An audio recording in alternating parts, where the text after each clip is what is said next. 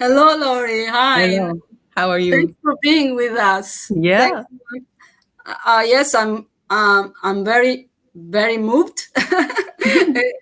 It's a pleasure that you are with us. Along is the final moment of our festival, which has How did been it going go? on. Yeah, it's been going on since Monday. Yeah. We opened up with the Fred Wiseman Day with the movie by Fred Wiseman and an encounter with him. And then we had the films every day on the platform, and we had meetings every night at 7 o'clock. So we're actually closing this, and I really want to thank you because we had your movie in 2015, I know. Heart of a Dog, and that was the time where you came into our life as a filmmaker, but more than what you already are: artist, composer, visual artist, poet, and everything you have given us in these years. So thanks so much for being with us. Angelo Curti, been to We met Napoli. sometime in New York, Lord, during the 80s with Peter Okay. Gordon and Alan Stewart at Cafe La Mama.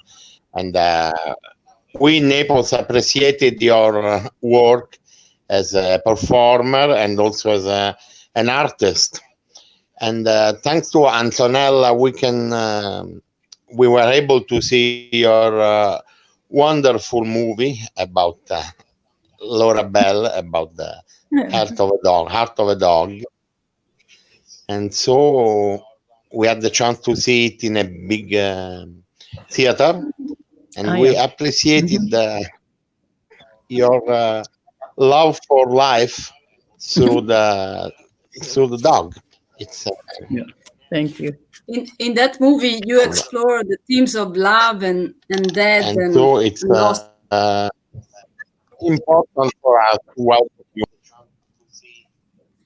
And also this very special edition of the festival Venice in Naples, which is a festival we try to join to cities through the cinema and through the art. And is an edition which is in a way struck by what we lived and what we are living, the coronavirus, I don't know what it was in New York, but we know how it is in Italy. And I think what I felt today when I reflected on your work was in the movie. In the movie about your wonderful dog, you mentioned the bardo, this kind of situation after life and also before life. And I think is our lockdown a kind of bardo? Was a kind of suspension of life? And are we ready to be born again? That's a question which in a way could be more philosophical, but I think it's connected with your work and what I learned following your work since the 80s, since a long period of time. Well, I could say really the Tibetans believe that it's not the bardo as an afterlife or the bardo before this life, that we are in the bardo now, that everything is the bardo. So I don't think they would make this distinction of lockdown or freedom, because freedom is another thing that is always accessible to you.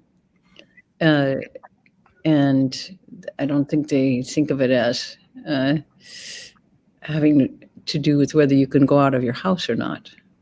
It's whether what you can do in your mind. I did a record just recently called Songs from the Bardo with some friends, using the text from the Tibetan Book of the Dead, which is a very, very, of course, profound story of who we are and what we are. And so I suppose that I see it more like that. I I'm enjoying weirdly this time of being very slow. I love it. I have lost quite a few friends who've lost their lives to COVID. So I don't think of this as being, some kind of vacation, but I do think of it as being a huge opportunity to slow down and try to see what we can understand from this. I was just going through the art of yours in these years, books, installations, and films, and I had the feeling that there was always something very strong regarding the inner part of yourself, the feelings, which were transmitted in an authentic way, even in this big tale of your artistic life, from Home of the Brave to The Heart of a Dog. There is a heart that you've given in the stage, that given through your art. There is a heart, something regarding your heart and mind, which is always there. And now that what can you say about that? About the fact that the feelings, the true feelings, are there in what you explore? Well, true feelings are sometimes hard to find. And in Heart of Dog, I quoted my teacher, Mingyur Rinpoche, and particularly with emotion, he is really a great teacher.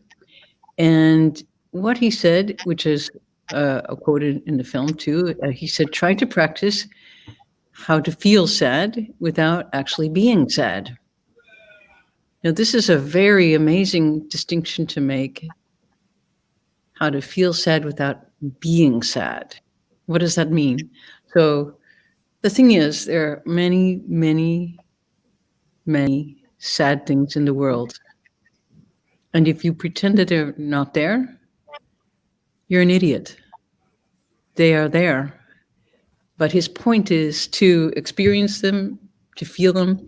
But most important of all, do not become sad. He is literally, according to the University of Wisconsin neuroscience department, the happiest person in the world. In case you were wondering who the happiest person in the world, according to them, it is. They put all kinds of electrodes on his head, and they measure the brain activity, so that and what they're doing is measuring really. Oh, so they play really harsh sounds, like they would make a lot of people quite nervous and start their mind going blah, blah, But he has the electrodes on, and he is able. What they are measuring is really equanimity, his ability to be able to withstand an assault. And a sound assault, it can be like a weapon. It's used sometimes to assault people's, and it can make you crazy. The way a lot of continuous Christmas music could make you crazy. If it just is on and on and on, like music in a store, could make you crazy. So the idea is to let all the emotions in, and try to be open to them. So in that way, my life as an artist and my life as a Buddhist is the same, because it is simply one thing. It's just to be aware. That's all it is. It's not to be kind. It's not to be nice. It's not to be fair, or it's not to be good. It is simply to be aware and pay attention and relax, so relax. This is what I learned from my teacher. And And it's also how to listen. How to listen is very important. For example, do I have a, okay, wait, I have to get a bell. 1 second.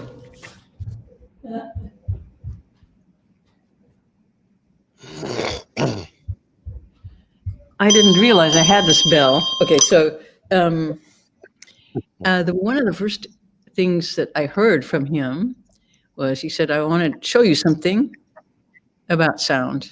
And he said, I'm going to play a sound, and I want you to follow the sound all the way to the very end with your mind. So follow the sound with your mind. Are you ready? So here it goes.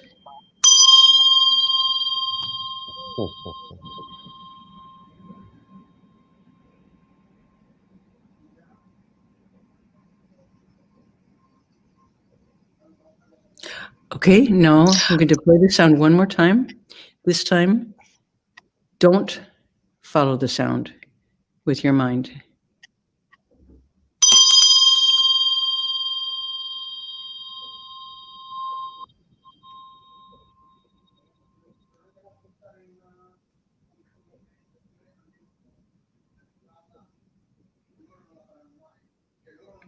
Much harder to do. How does your mind and your brain relate to things? What do they let in? What do you hold on to? What do you let go? So his way of teaching is not just, like music appreciation or how to be calm. It's how do you, where are you? Who are you?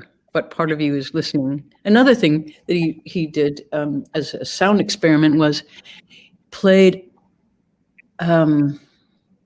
Beethoven's Fifth. So, da-da-da-da, da-da-da-da, a work that has 1,000 emotions in it. It's happy, it's sad, it's lamenting, it's nostalgic, it's funny, it's cheerful, it's like a sled, like, it's like you're the emotions of a 2-year-old in a way. Every few bars, you have another emotion. You get lost in this music. You go with it. It carries you away. We say it carries you away. And so he said, okay, try listening to this piece of music. And you can try this anytime with any music. And just step back as you listen and watch and feel yourself going on that emotional trip. So separate yourself a little bit and watch that happening. And you will begin to experience not a split personality, but awareness of how you are in this ocean of sound, and what you let reverberate in your body, what resonates. So also, depending on the frequencies of sound, you can respond in different ways. As a musician, I'm quite aware that the ears are more emotional than the eyes. And I'm just saying in a more expressive type of emotion, maybe. So plenty of people hear their favorite piece of music and they're like, they're crying, and like, this really goes right into your heart, speaking of the heart. Now, a lot of people also have other experiences with their eyes only. So they're looking at their absolute favorite painting in the world. It really, really means everything to them. But you very rarely see people crying in front of their favorite painting, but they cry with their favorite piece of music. Why is that? You all of the senses have come into the mind in a different way. You process them differently. They have. So it's a really sort of fascinating study of, for example, when you do a movie, when do you emphasize the eyes, and when do you emphasize the ears, and when do you emphasize, let's say, the text, because the text language is another element that comes in a different way as well. So you have all of those elements to play with, and you can feature one and pull the other one back, depending on the story. So depending on what story you're trying to tell to other people. Well, I'm enchanted. So almost with no words to get back to you. And Angelo, you want to say something? I would like to, in the terms you said, to be aware, which I think is something so important. But the awareness comes with the time, right? I have two children. They are 16 and 18, and related to the fact that you are saying about the eyes, that nowadays everything is through the eyes. Actually, is true at first, the very first impact of the eyes, and the other senses are less and less. How do you say? I can say, not used, but being taken attention to the other senses. And young people nowadays are into this new world where the main impact is through eyes, and the awareness is too. I have the feeling it's too quick, it's too fast.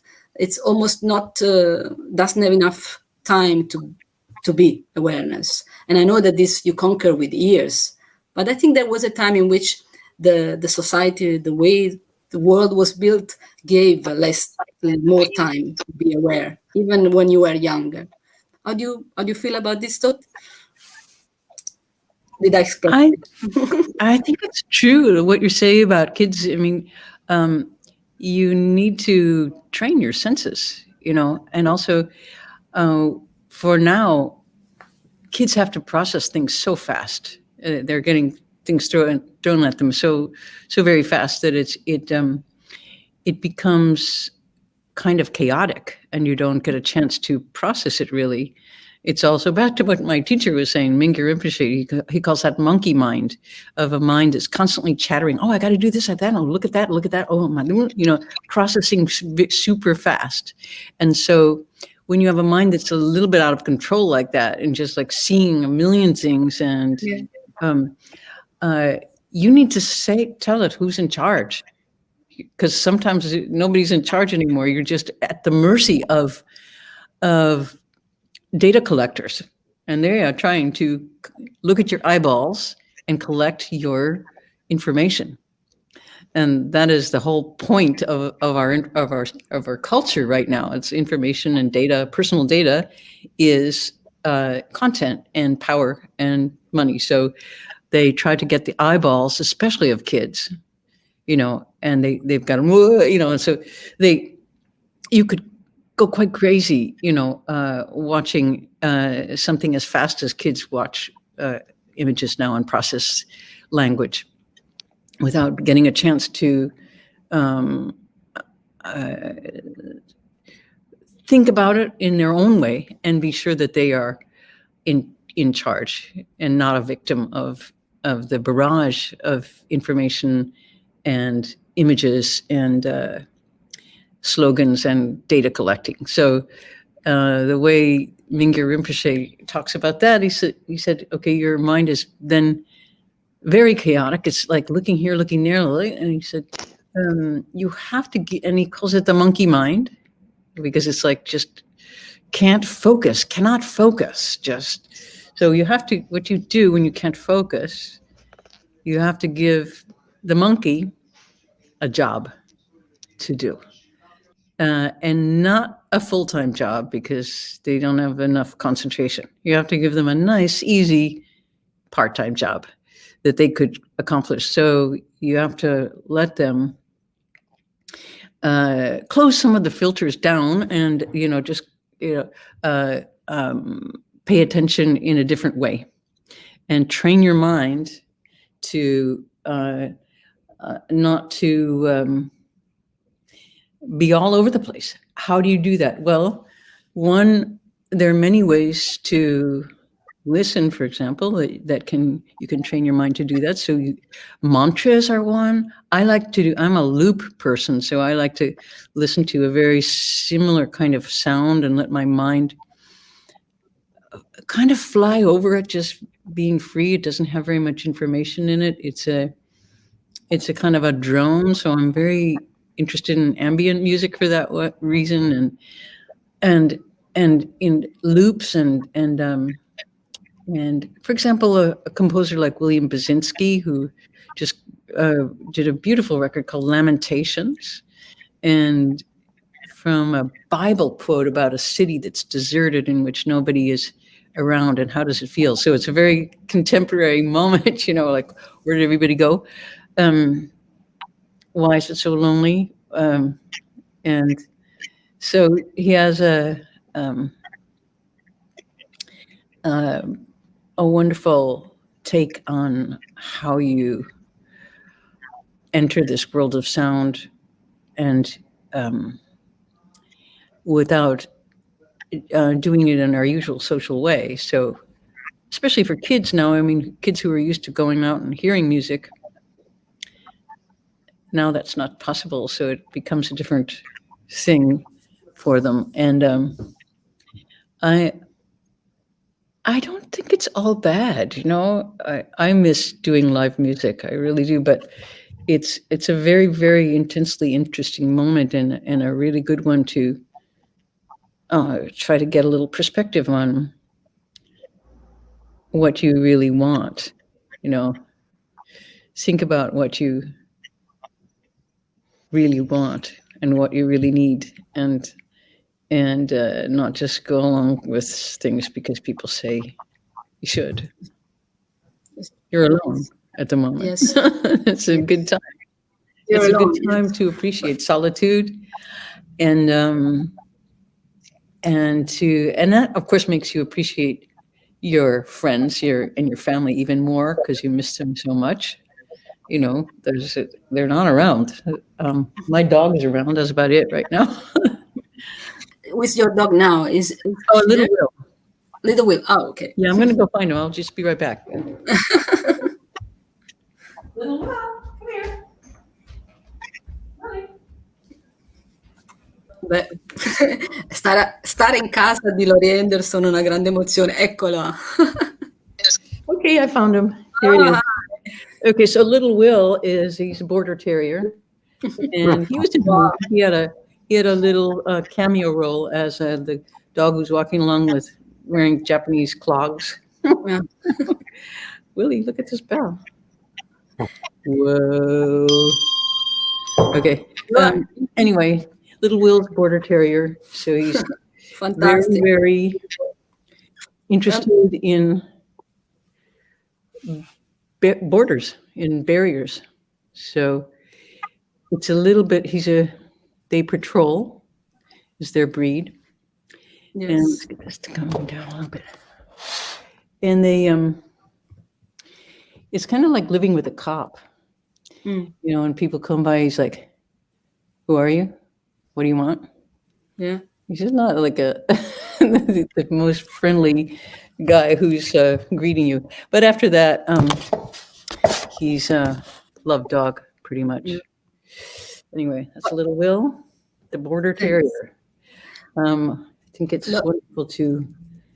I think another nice thing about the slowdown is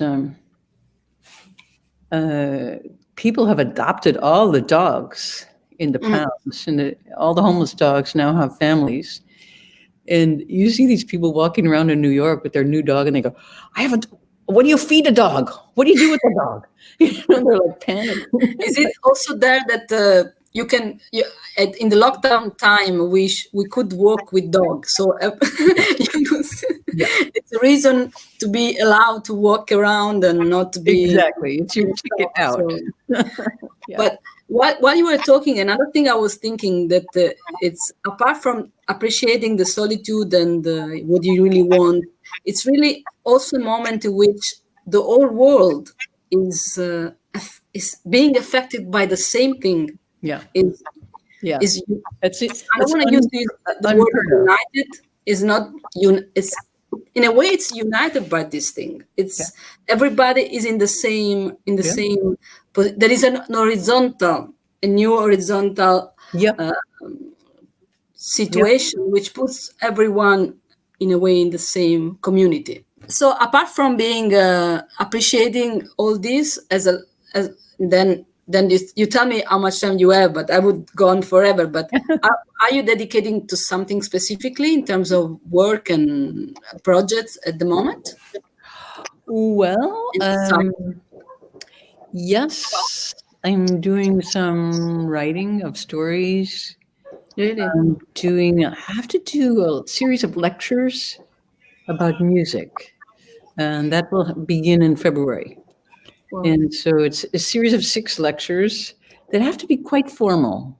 So I'm just trying to think of what ways do we listen? What is sound and what is music? And it's online. Will it be online? Yes, it's called the Norton Lectures. It's at Harvard University. Oh, so fantastic. I think they will have those available for the public. It starts in February. It's 3 this fall, 3 this spring, and 3 in the fall. That's a lot of work. I'm working on an opera, and I can't say anything about that yet because Is that the first time? Talk about what I'm doing is things sometimes. I'm trying to learn more Tai Chi, and we practice our Tai Chi in the park even when it's winter or raining, and so we do Tai Chi. That is allowed, which I think is a helps me a lot because through the pandemic, because it is a moving meditation and it gets you out and you work with a group. Of course, everyone's wearing masks and but it's a very powerful thing to try to find your chi, your energy. So other things are, let's see, some new music. Let's see, what else? Some exhibitions. There'll be one in Sweden in the fall and one in DC in the fall. So things with paintings, doing a lot of big paintings. Wow. Like the ones that we saw your paintings in Napoli in the Made in Yeah. 2016. So, here we have now a surprise. Hello. Do you know?